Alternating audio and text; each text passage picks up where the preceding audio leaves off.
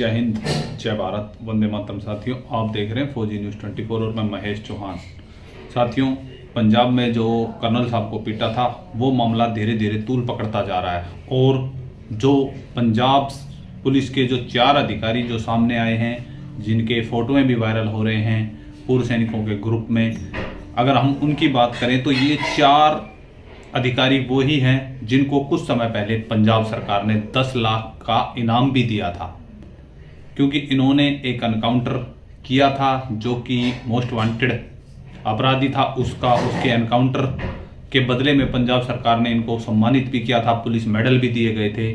और ये वही अधिकारी हैं जिनको कुछ समय पहले पंजाब सरकार द्वारा 10 लाख रुपए का इनाम भी दिया गया था।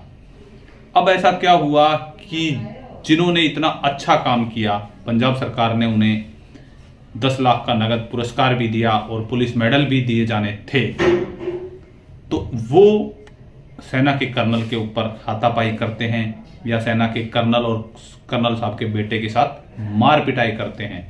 और फिर जब मामला तूल पकड़ता है और कर्नल साहब की मेम साहब FIR के लिए जाती है तो FIR भी नहीं लिखी जाती है, जिसके लिए कर्नल साहब की मेम साहब ने कई चैनलों पर अपना इंटरव्यू भी दिया, अपना बात भी रखी और बार बार ये कहा जा रहा था कि भाई इनके नाम उजागर करें, नाम उजागर करें, नाम उजागर करें। तो कहीं ना कहीं SSP पटियाला भी इनके नाम ओपन करने से सकुचा रहे थे। तो उसका कारण यही था कि क्योंकि पंजाब पुलिस ने इन्हें अभी कुछ समय पहले एक एनकाउंटर के बदले में 10 लाख रुपए का इनाम दिया था। तो ये कहीं ना कहीं शक या शंका के दायरे में अब आ जा रहा है कि भाई जिन पुलिस अधिकारियों को अच्छे काम करने के लिए पंजाब सरकार 10 लाख रुपए का इनाम देती है, वही अधिकारी जब गलत काम करते हैं तो उस पर एक्शन क्यों नहीं हो रहा। और जब ये विवाद अब इतना बढ़ चुका है कि कर्नल साहब की मेम साहब ने शांतिपूर्वक तरीके से कल SSP पटियाला के ऑफिस के सामने धरना भी देने पर मजबूर हो गए हैं, जिसमें पूर्व सैनिक संगठन भी कूद पड़े हैं, किसानों के संगठन भी कूद पड़े हैं। और अगर बात करें कर्नल साहब की मेम साहब से, तो उन्होंने मीडिया के सामने आके ये भी कहा है कि पुलिस के जो संगठन हैं, जो पंजाब पुलिस के संगठन हैं, वो भी उनके साथ हैं और वो भी इस चीज की कड़ी निंदा कर रहे हैं। तो ये कहीं ना कहीं एक राजनीतिक इशू भी बनता हुआ नजर आ रहा है कि क्योंकि ऐसा क्या कारण है कि ऐसी क्या मजबूरी है SSP पटियाला की कि वो FIR में इन 4 अधिकारियों के नाम या वो 12 जो नुमाइंदे थे जिन्होंने ये एक्शन किया, उनके नाम क्यों नहीं लिख पा रहे FIR में, क्यों नहीं क्या नाम है मीडिया के सामने वो 12 नाम उजागर SSP पटियाला के द्वारा किए जा रहे। बार बार जो पीड़ित परिवार है उसके द्वारा यही मांग की जा रही है कि उन 12 के 12 के नाम शामिल किए जाएं, नाम उजागर किए जाएं SSP पटियाला द्वारा। तो अब क्या कारण है, क्या ये 4 जो नुमाइंदे हैं ये पंजाब सरकार के किसी नेता के नजदीकी हैं या आम आदमी पार्टी के चहेते हैं, कुछ भी कहा जा सकता है। वहीं पर दूसरी तरफ जो सेना है या पूर्व सैनिक संगठन है, उन्होंने अपनी आपत्ति भी जोर शोरों से अपनी दर्ज कर दी है।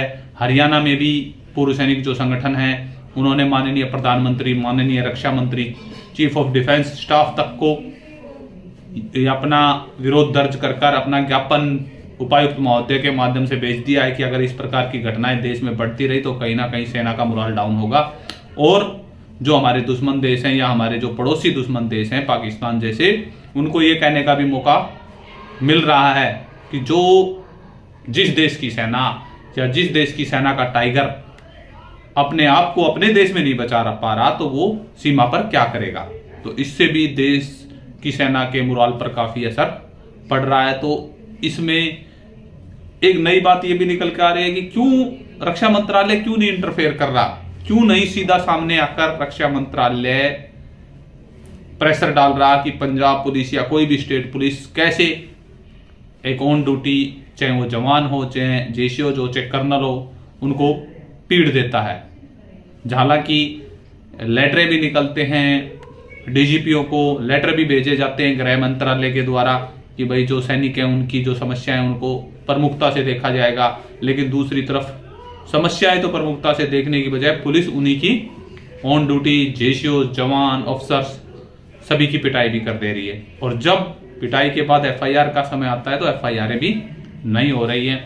जो आप मेरे बगल में स्क्रीन पे देख रहे हैं तो ये भी ये 4 वही पंजाब पुलिस के अधिकारी हैं जिन्होंने सेना के कर्नल के गिरेबान पे हाथ डाला, सेना के कर्नल को बुरे तरीके से पीटा, जो कि अभी हॉस्पिटल में है। और सबसे बड़ी बात यह है कि पीटने के बाद सिविल हॉस्पिटल, जो नजदीकी हॉस्पिटल था राजेंद्र हॉस्पिटल, उसमें इलाज भी नहीं होने दिया और एफआईआर भी नहीं लिखने दी।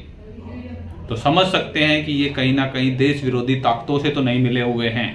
ये भी एक सोचने का विषय बनता है कि कहीं, क्योंकि पंजाब से बॉर्डर नजदीक लगता है और कर्नल साहब आर्मी हेडक्वार्टर में पोस्टिंग है, तो क्या उन पर देश विरोधी ताकतों का इनके ऊपर हाथ तो नहीं है, या कोई बड़ी राजनेता का इस पर हाथ तो नहीं है। ये भी एक जांच का विषय बना हुआ है। दूसरी तरफ जांच के लिए जब आईपीएस अधिकारियों को नियुक्त किया जा रहा है तो उसमें भी परिवार ने आपत्ति दर्ज की है कि नहीं, आईपीएस अधिकारी नहीं होने चाहिए, सीबीआई जांच बैठनी चाहिए।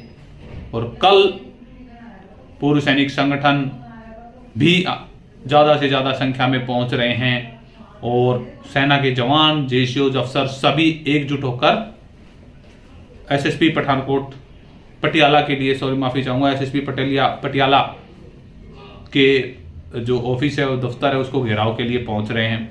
तो अब ये देखने वाली बात रहेगी कि भाई किस प्रकार से पंजाब सरकार या पंजाब पुलिस या केंद्र सरकार, गृह मंत्रालय और रक्षा मंत्रालय इसमें क्या इंटरफेयर करता है, क्योंकि मामला सेना और पुलिस का आ गया है। और अब आम जन में भी ये चर्चा होने लगी है कि यार पुलिस किसी राज्य की पुलिस कैसे सैन्य अधिकारी को पीट सकती है।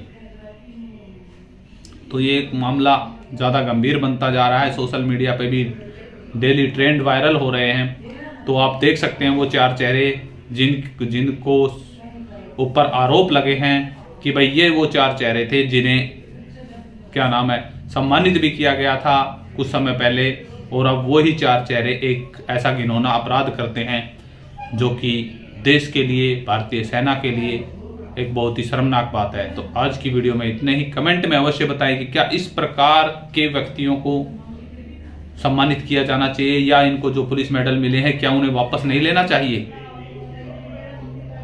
अपनी राय कमेंट में अवश्य दें।